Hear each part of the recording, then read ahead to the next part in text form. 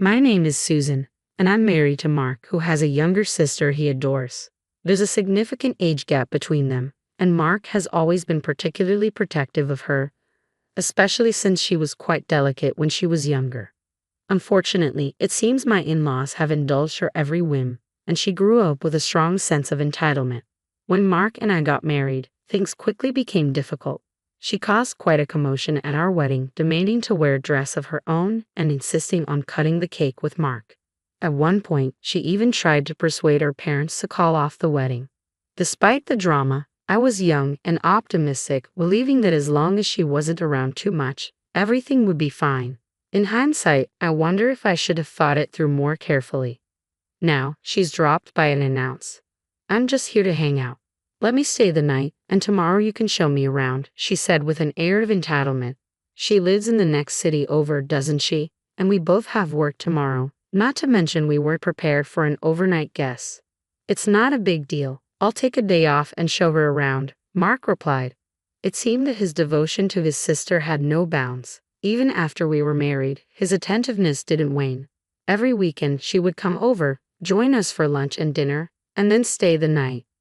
Once, she stumbled upon an estimate I had tucked away for a trip and said, "You're going on a trip, big bro. I want to come too."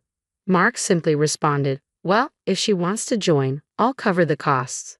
So she ended up tagging along on our trip, which infuriated me. It sparked a major argument. After she left, I said, "I can't believe you. That estimate was for our honeymoon." "But you shouldn't have left it where she could find it," he retorted. "And how is the inside of my private desk supposed to be an easy place to find?" "She managed to find it, so it's too late to change that now." "Then we're canceling the trip." "But you were so looking forward to it." "Well, not anymore. She's going to be really disappointed."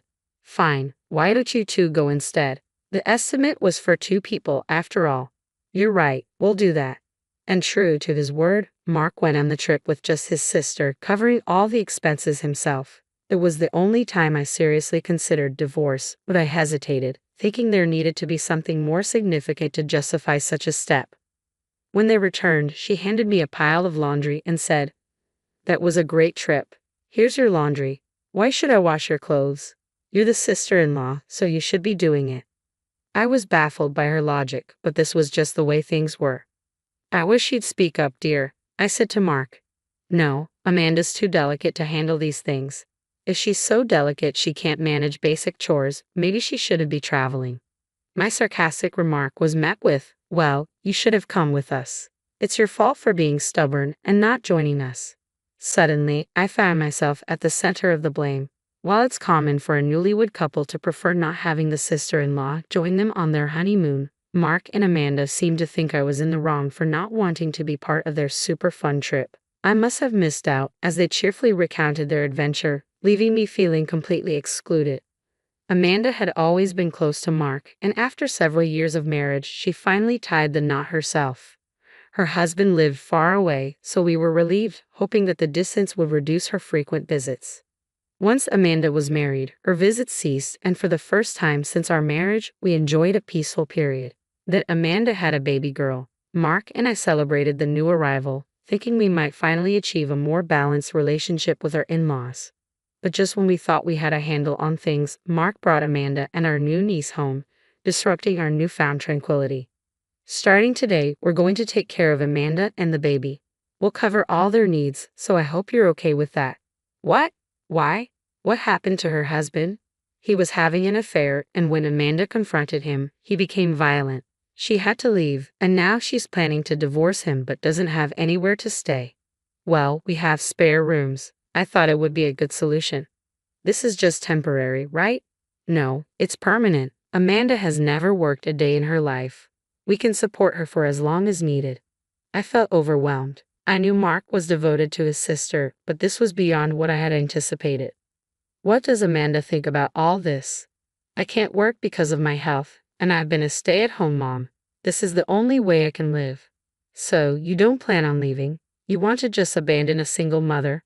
Besides, you don't have any kids of your own. Consider this a trial run." I couldn't help but laugh. Up until now, I had thought divorce would be too complicated, but the realization that this situation was far more troublesome made me see it differently. Laughter bubbled up uncontrollably. What's so funny? You're starting to freak me out. Have you lost your mind? Maybe I have. Well, it is what it is. Just deal with it. Fine, you two can use my room. Seeing my apparent agreement, Mark looked visibly relieved. But I added, fine, but in that case, I'm getting a divorce. He was taken aback. What? If you divorce, you'll free up a room, and you can take care of Amanda and her daughter all you want. Yes, if I leave, my room will be available, and Amanda can continue being the housewife as she has been. I'll find someone else to handle the housework. It's basically the same as supporting me. I'll just be moving out. So, who will take care of the housework then? Amanda, since you're a housewife, why don't you handle the housework? Isn't that what being a housewife is for?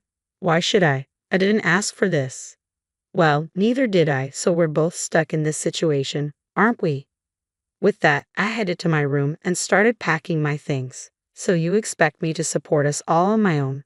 Absolutely. Didn't you claim you could manage everything when you clearly can't? Faced with my decision, Mark's expression grew strained. It seems you're right, but I'm done with this for now. We can sort out the details later. With that, I left the house in the middle of the night. I checked into a hotel and called my parents. They were startled by the late night call, but once I explained the situation, they agreed I could come home the next day. My phone buzzed incessantly with calls from Mark and Amanda, but the noise was overwhelming, so I turned it off and went to bed. When I woke up, my voicemail and inbox were flooded with messages.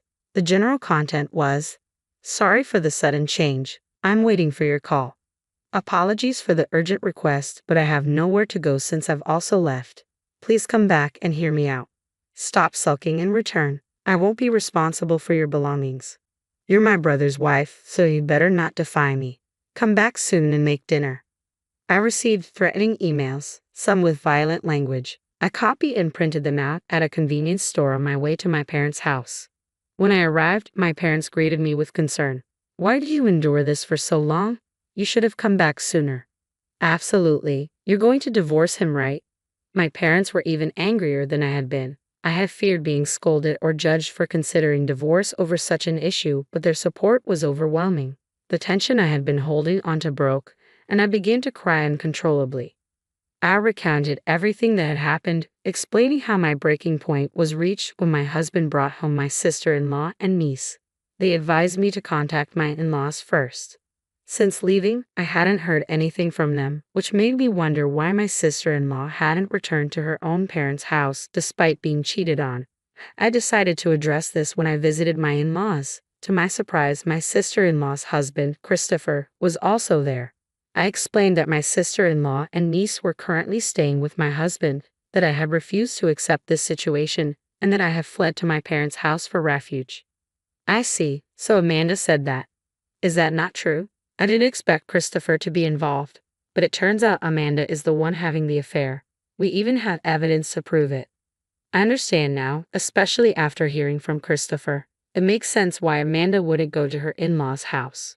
I see. We spoiled her, but I didn't expect things to escalate this much. I'm really sorry for the trouble this has caused you, Susan. Then a thought struck me. I wondered if my husband was aware of the truth and had brought Amanda home deliberately. Actually, I think my husband might have known about the affair and brought her home on purpose. I believe that's the case. Amanda frequently mentioned she was going to visit your husband on the days she was actually having an affair, and we even received photos of them dining together. Since you weren't in those photos, we became suspicious and discovered the truth. It seemed my sister-in-law had been using my husband as an alibi. With this in mind, I decided to confront the two of them, who still appeared to be avoiding my in-laws. I sent a single email to my husband, reflecting on Amanda's situation and feeling that I should give her one more chance to explain herself. The message read, "I'll be coming home tonight. Please wait for me." With that decided, I planned to return to the house that evening, accompanied by Amanda's husband and my in-laws. I had Amanda's husband wait at the front door and ring the bell. As soon as I rang, I could hear the sound of someone rushing to answer. When the door opened, I stepped inside and said, "I'm home." Both Amanda and my husband came into view. "You're late. Are you going to make dinner? I'm starving." "Finally, you're back." The house was so cluttered that there was barely any space to move. It was hard to believe it had only been left unattended for a single day.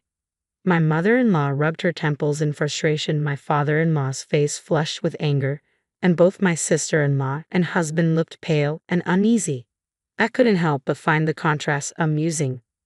Why are Mom and Dad here, and why is Christopher with them? Well, I figured it would be too much to handle alone. Don't you think it's better to have some help from your parents? I wasn't informed that Mom and Dad would be here, or that Christopher would be coming. You're causing trouble even for your sister-in-law. What exactly are you trying to accomplish? But having an affair is a different matter. What? Amanda, you were cheating. Feigning surprise, I received an irritated glare from my sister-in-law. Did you know about this? I turned to my husband, who was mumbling something incoherent but didn't deny the accusation. It seemed clear he was aware of the affair. So, you knew about the affair, lied about it, and expected me to take care of Amanda. Well, since she's family, you would trust Amanda, wouldn't you? You were trying to make me handle this, but if she had gone to her in-laws' house, you would have definitely blamed Amanda. To me, she's a stranger, I replied, but I wasn't cheating. I was with my brother. I've spoken with Christopher and seen the photos, and it's clear that you two were dining together. We haven't been out for meals in a while.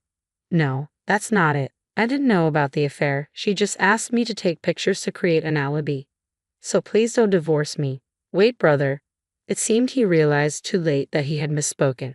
My husband, who had admitted to fabricating an alibi, looked regretful. With that confession, the alibi is useless. Your parents heard everything. No, it was my brother's fault. It's too late. There's plenty of evidence beyond the alibi. I'm going through with the divorce. No way. My mother-in-law broke down into tearful sobs, while my father-in-law, his fists clenched and trembling with barely contained rage, looked ready to lash out but struggled to restrain himself. Then they turned to me and bowed their heads in apology. We will take full responsibility for this situation. We will care for Sarah until everything is resolved. Susan, we are truly sorry for all the trouble. Amanda, whose alibi had completely fallen apart, sank to her knees, visibly defeated. My husband, who seemed to have resigned himself to the situation, stood motionless. Following the upheaval, Amanda and her husband divorced, as did my husband and me. When we finalized our divorce, I submitted the IC recorder that had been borrowed from Amanda's husband. I received a modest alimony settlement, bringing my brief marriage to an end. The custody of my niece was granted to Amanda's ex-husband, which brought me a sense of relief. It seemed Amanda and her ex were now living under their parents' supervision, stripped of their former luxurious and arrogant lifestyle, and were facing a more difficult existence. Since then, I've occasionally stayed in touch with Amanda's ex-husband and had the chance to visit my niece. During one of these visits, I thanked him. Thank you for everything. He bowed his head and replied, No, I didn't do anything special.